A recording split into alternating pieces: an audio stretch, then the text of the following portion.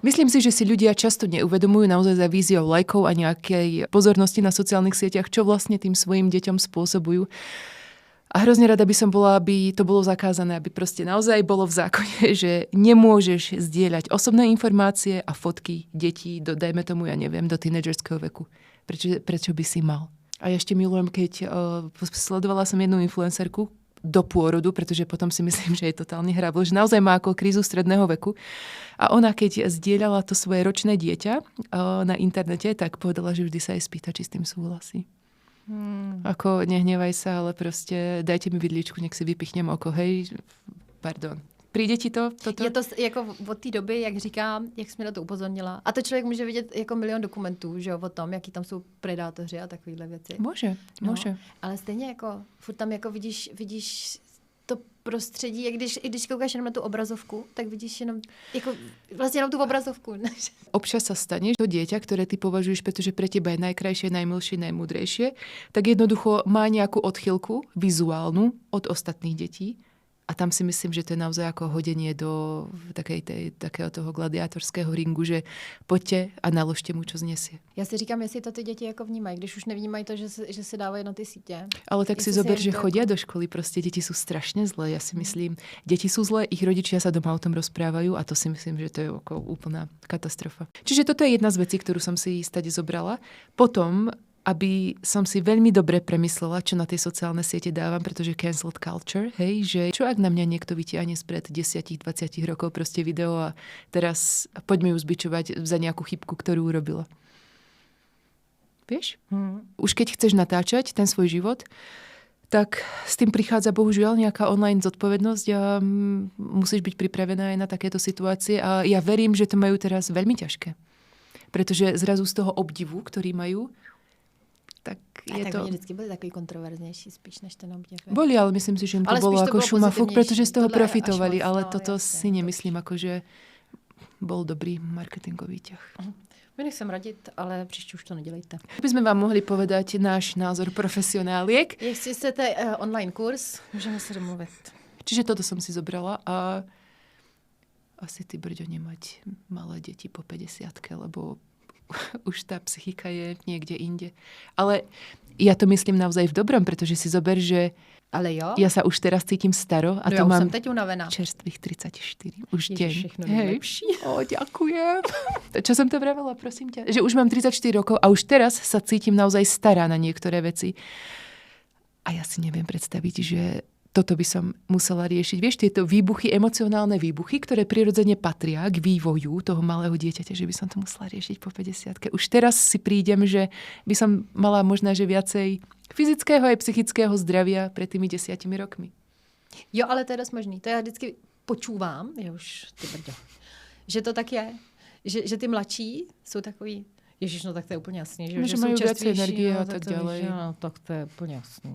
Že jo. Ale každá situácia proste prináša svoje pre a proti. Ujeli nervy, už to prostě, ale nebylo to oka. Nebylo to oka, spoločnosť to povedala. Když už... Budeme se tomu ještě věnovat, nebo už jdeme pojďme. Ne, mě by jako zajímalo, když už tady mám takovou otázečku, jakože jestli, když takhle mu ujedou ty nervy. Pepový. No. Jestli jako může být jako i tak jako dobrý rodič. Jindy. Jako, že jo, to tě úplně jako necharakterizuje, když ti jednou podle něho je, že ti ujeli nervy. Jako je pravda, že my ho nevidíme každou chvíli, nejsme s ním, že ho doma. No, lenže ľudia tam písali, hej, pod anonymnými profilmi, že majú s nimi skúsenosti ako s rodinou a že proste takéto správanie... Takže je to zvyk. Že na tom videu, že už to videli aj v reále.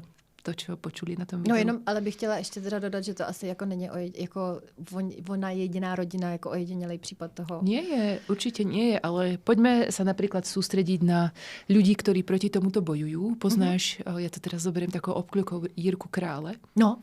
Prosím vás, ja to vravím takto, pretože ak je niekto totálne nebulvárny a niekto, kto jednoducho nepozná slavné internetové osobnosti, tak je to tu na moja kamarátka, ale to myslím tiež v dobrom. Hej. Ale Jirka Král začíná. Výborne. A ale jeho ja sestru? Som ho nevidela. Jeho sestru taky znám. Tak ja chcem rozprávať o jej manželovi.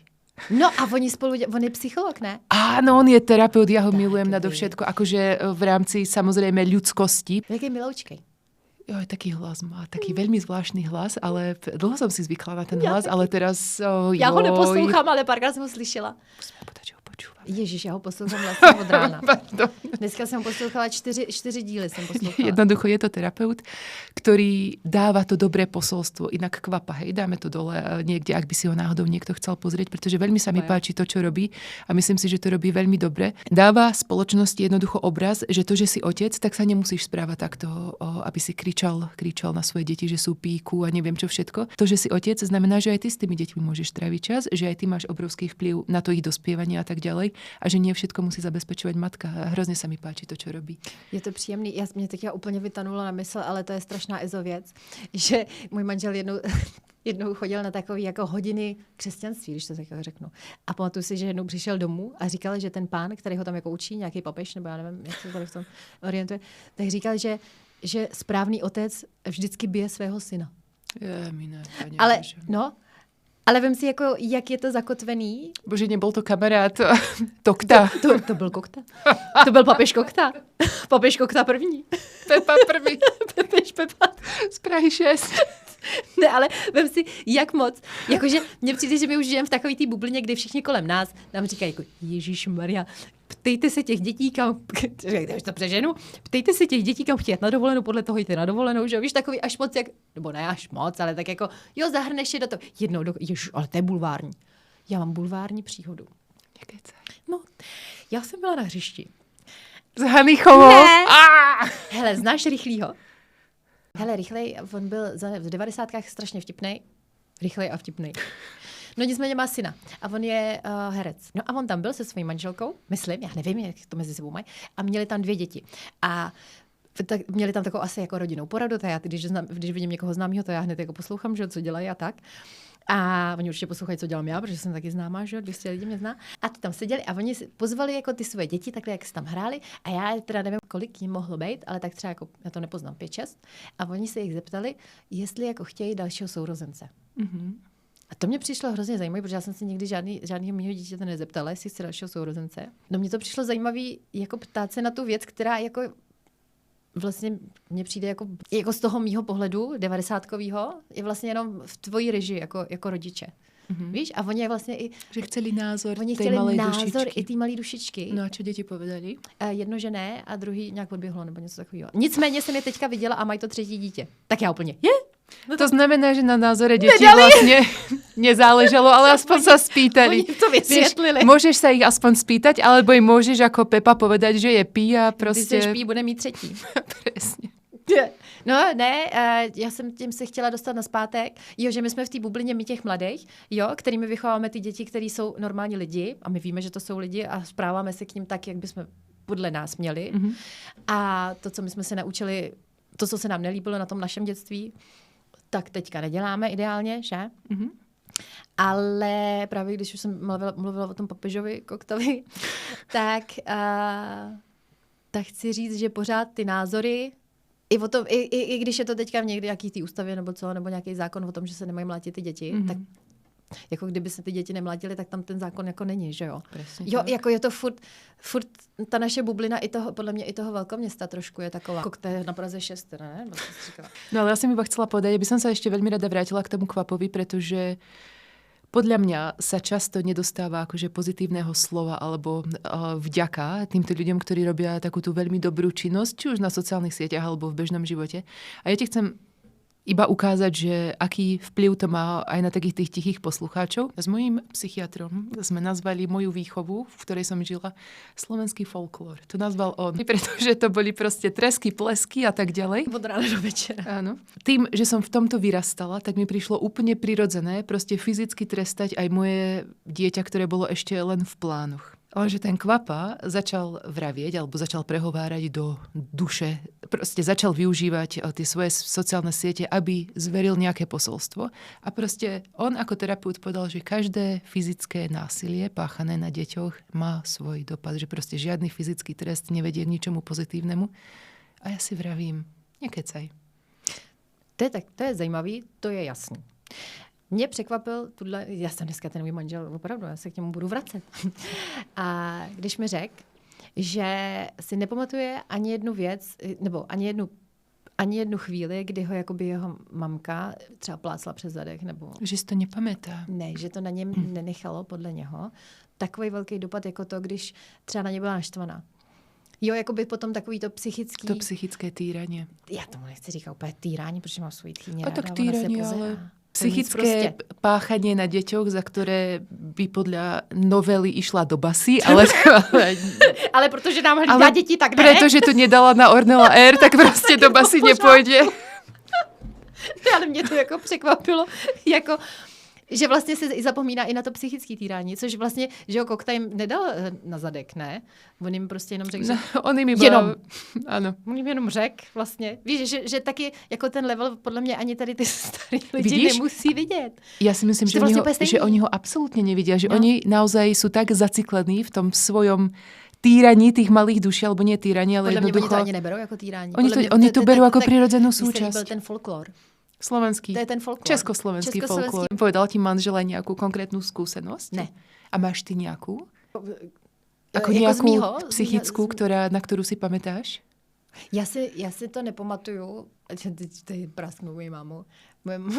Moje máma mi jednou říkala, že jsem vysírala, když to tak jako řeknu hezky. A ona vzala vařečku, to se dělalo tenkrát, ještě v 90. A že prý o mě zlomila. A ty si to nepamätáš? No tak absolutně si to nepamatuju. A nebojím se vařeček teďka, ale říkala, že to pro ní byl tak strašný zážitek, jako pro ní, jako že mi způsobilo tu fyzickou bolest, že říkala, že už mě v životě pak už nic neudělala.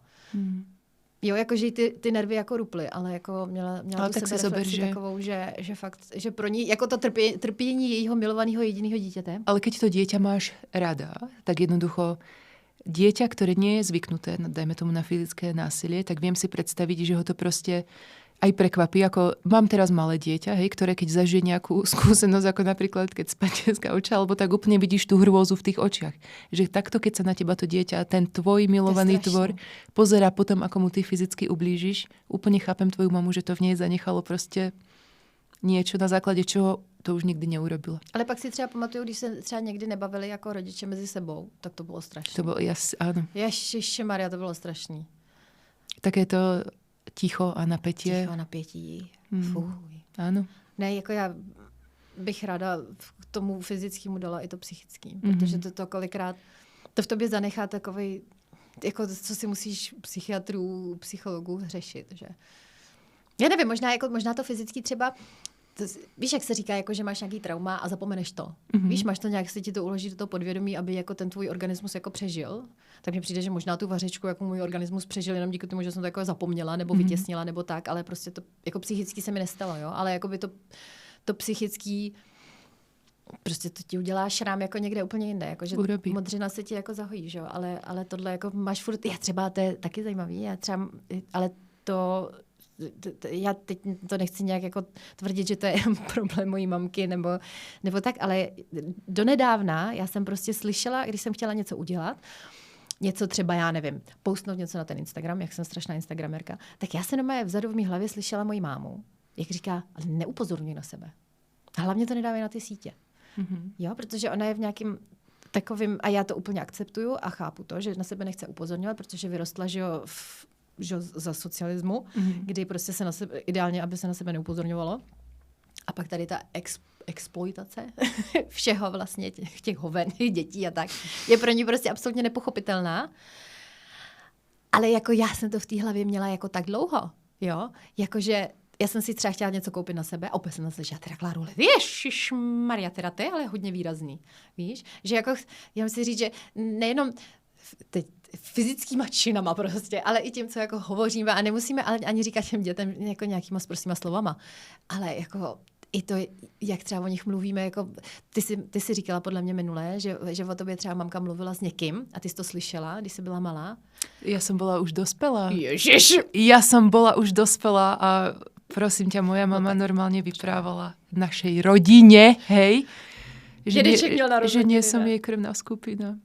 A to bolo také ako, vieš, že ty vieš, že proste psychologička, ku ktorej chodím, tak to nazvala tak veľmi pekne, že nemusíme povedať proste, že mám jedno dieťa radšej, alebo nie, ale ona má na to taký krásny výraz, že môžete mať s jedným jednoduchšiu komunikáciu ako s tým druhým. Veľmi sa mi to páči.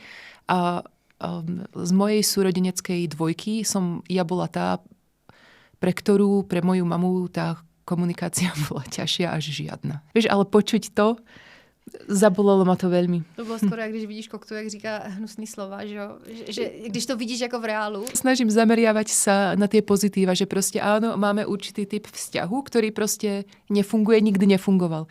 Ale poďme to nejakým spôsobom vydržať a poďme budovať niečo nové. Vieš, nechajme minulosť minulosťou, ale keď proste počuješ, že... Ježišmarja, ale vem si, kdyby byla párová terapie i pro mámy. Ale ja som na to rozmýšľala, ja som normálne rozmýšľala nad tým, že myslím si, že pre mňa a pre moju mamu jediná cesta, ako mať nejaký dobrý vzťah, je ísť na nejakú terapiu. Já nechci si dělat prdel, ale jako srandu, já si nechci dělat srandu, ale evidentně mým prostě pro ně je cesta jenom jít na tu párovou terapii s každým.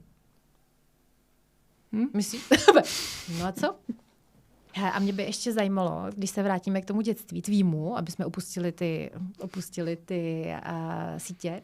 A máš ještě nějaký zážitek, který tě poznamenal, který jako cítíš na ktorý si spomenieme v duši? Teda dušička ti pláče. Hej. Když si o to spomeneš. Ja som mala rodičov, proste s jedným som mala fantastický vzťah a s druhým to nešlo. Hej, s mojou mamou to proste nešlo. A ona na nás tie varešky lámala, akože nebolo to nič ojedinele, ale ona si proste potrebovala dokázať tú dominanciu činmi. Vieš, takými tými rodičovskými. A ja sa pamätám, že poviem aj od mojho otca, aj od mojej mamy, ale od mojej mamy, čo si pamätám doteraz, že to bolo také strašne ponižujúce, keď mi vyhádzala celú izbu, všetky šuflíky do stredu miestnosti. A jeden jedinky krát za život prišiel ku mne môj spolužiak a to bolo vtedy, keď som proste všetky tie veci mala vyhádzané na tej posteli. A bol tam taký bordel, že to vyzeralo proste ako cigáňov na smetisku, lebo ona mi každý jeden šuflík proste vysypala na tú posteľ, pretože som si asi nechcela poriadiť tú izbu alebo čo. A ja doteraz, kámo, keď má ako nám prísť niekto, keď mám bordel, ja to nejako nedokážem proste spracovať a nedokážem ho pustiť a myslím si, že si tak nejak podvedome spomeniem tu na túto situáciu, na to poníženie, vieš? No. To zní strašně. A jako, co k tomu vedlo, nevíme. Čo k tomu viedlo? No. Ja si myslím, že si proste dokázala tú rodičovskú dominanciu nad tým akože jednoduchým dieťaťom, nad ktorým si ju... No a to je zase to, že tě jako nebrala jako normálního člověka. Ale ja si myslím, že ona ma doteraz neberie ako normálneho človeka. Že stále som proste to podradné pre ňu a ona je ten rodič. Ale ja si myslím, že je to... Ona ten šuflík otvorí ako úplne... Už mi ho nemôže vyhádzať proste do stredu miestnosti, ale ona príde, áno, no to je jedno.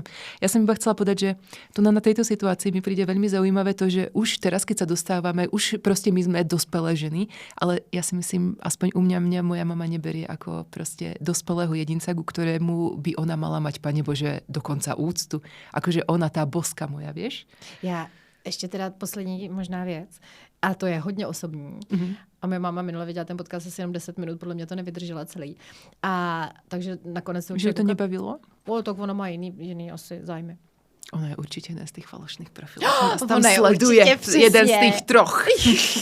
Já se pak musím zeptat, který to je. Ale mně přišlo moje mamka a její mamka. Takže přesně měli tady ten mocenský vztah, jo. To vždycky bylo jako, když babička moje měla narozeniny, tak už to prostě 14 dní dopředu, možná ještě dřív jako řešilo, co ty babičce jako dáme k těm narozeninám. Říkám, jako proč? Prostě to řeší teď. A vždycky moje mamka někam měla jet na dovolenou. Neříkej to babičce hlavně. A vždycky to bylo taky, že ona z ní měla hrozný vítr. Babička umřela, dej pambu věčnou slávu.